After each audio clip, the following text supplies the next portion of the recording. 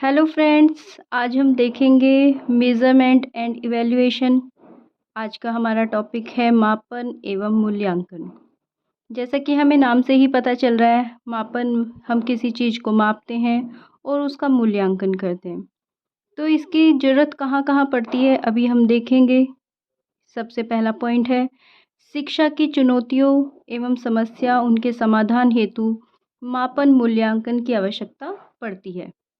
दूसरा पॉइंट है समस्याओं से संबंधित सूचना, संदर्भता तथा यथार्थ को सुनिश्चित करना। इसके लिए भी हमें मापन और मूल्यांकन की आवश्यकता पड़ती है। फ्रेंड्स, मनुष्य की जितनी भी क्षमताओं का पूर्ण उपयोग करने हेतु मापन व मूल्यांकन का प्रयोग प्राचीन काल से ही होता है। इसका हमारे मानव जीवन में बहुत अधिक महत्व है। किसी भी व्यक्ति की क्षमता कितनी है, यह पता लगाने में प्रयोग होता है मापन एवं मूल्यांकन का। जैसे कि किसी व्यक्ति की क्षमता कितनी है, उसके द्वारा क्या प्रक्रिया हो रही है, उसे हम मापन द्वारा निकाल सकते हैं।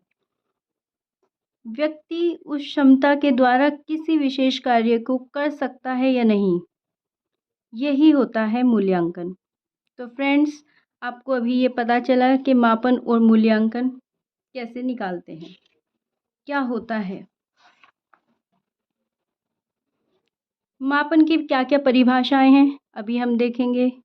एस स्टीवन के अनुसार मापन किसी निश्चित स्वीकृति नियमों के अनुसार वस्तुओं को अंक प्रदान करने की प्रक्रिया है। ये स्टीवन साहब ने कहा। टॉयलर के अनुसार मापन किसी नियम के अनुसार आवंटन करने की प्रक्रिया है। और मैकले जो हैं, उन्होंने कहा है कि anything that exist in amount can be measured, जिसे हम मेज़र कर सकते हैं और वो हमारे आसपास प्रेजेंट है, कुछ भी चीज़ जिसका हम मापन कर सकते हैं। कैम्पबेल के अनुसार नियमों के अनुसार वस्तु या घटनाओं के प्रतीकों में व्यक्त करना ही मापन है। तो फ्रेंड्स, अब हमें ये पता चलता है कि मापन क्या चीज़ है, इसका क्या निष्कर्ष निकला, क्या कंक्लूज़न है, आइए देखते हैं। उपयुक्त परीक्षा से स्पष्ट होता है कि मापन गुणात्मक और मात्रात्मक दोनों हो सकता है। हम किसी चीज़ का उसके गुण जान सकते हैं और हम उसको मात्रा में भी ज्ञात कर सकते हैं। किस वस्तु का कितना अच्छा गुण है या उसकी मात्रा कितनी है, ये भी हम मापन के द्वारा प्राप्त कर सकते हैं। गुणात्मक मापन में गुण या विशेष की उपस्थिति या अनुपस्थिति या उसकी मात्रा अथवा गुण विशेषता के प्रकार को बताया जाता है। इस प्रकार किसी किसी प्रकार का प्रश्न उत्तर मिलता है हमें। जैसे कोई लिंग है, या तो हमें पता चलेगा कि वह पुरुष है या फिर महिला है। अगर हम दूसरा बात करें आवास, या तो ग्रामीण है या फिर शहरी है। नेक्स्ट पॉइंट आता है मात्रात्मक मापन। मात्रात्मक मापन में किसी गुण या विशेषता की किसी व्यक्ति या वस्तु में उपस्थिति उस गुण या विशेषता की मात्रा को बताया जाता है, वह कितनी मात्रा में प्रेजेंट है। इसमें मात्रा को इकाई में व्यक्त किया जाता है। इसके द्वारा कितना, हमने कितना देखा, ये वर्ड, इस पर विशेष ध्यान दिया गया है। कितना प्रश्न का उत्तर मिलता है। जैसे कि फॉर एग्जाम्पल कार की चाल, वस्तु की मात्रा या वजन या दूध की मात्रा। फिर आता है मेजरमेंट, मतलब मूल्यांकन। मापन का प्रत्यय अत्यंत प्राचीन प्रत्यय है।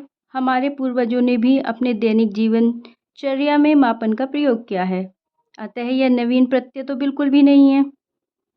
किसी व्यक्ति या वस्तु के अंदर जो विशेषता या गुण होते हैं, उसको किसी निश्चित इकाई, अंकों या शब्दों में प्रकट करना ही मापन कहलाता है।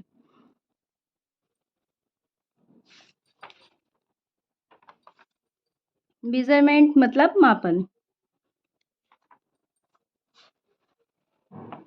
अभी हम देखेंगे कि मापन कितने प्रकार का होता है।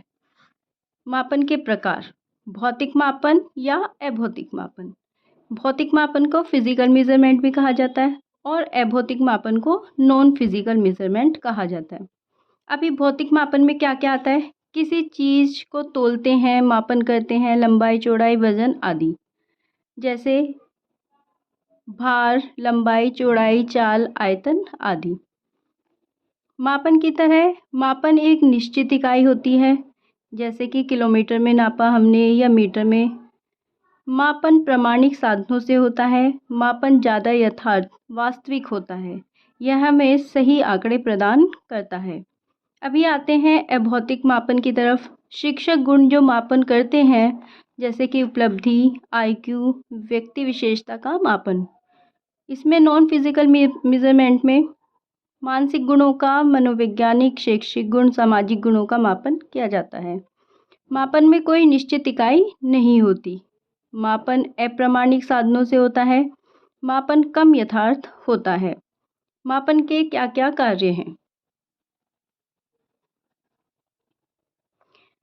भविष्यवाणी करना, तुलना करना, आविष्कार करना, सलाह देना, निदान करना। तो फ्रेंड्स, आज की हमारी क्लास यहीं तक है। ये हमने पढ़ा मापन। अगली क्लास में हम पढ़ेंगे मूल्यांकन। अगर आपको ये वीडियो पसंद आई हो तो प्लीज़ लाइक करें, शेयर करें और सब्सक्राइब करें। Thank you.